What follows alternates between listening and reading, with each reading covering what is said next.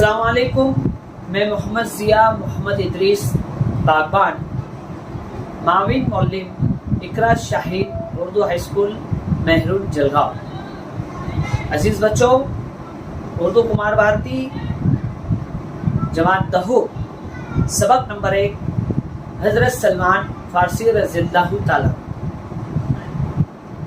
ہم سبھی جانتے ہیں کہ دنیا میں مبعوث تمام انبیاء علیہ السلام میں جس طرح حضرت محمد صلی اللہ علیہ وسلم کو فضیلت حاصل ہے، اسی طرح آپ صلی اللہ علیہ وسلم کے صحابہ اکرام رضی اللہ تعالیٰ عنہ کو امت میں عظمت و رفعت حاصل ہے۔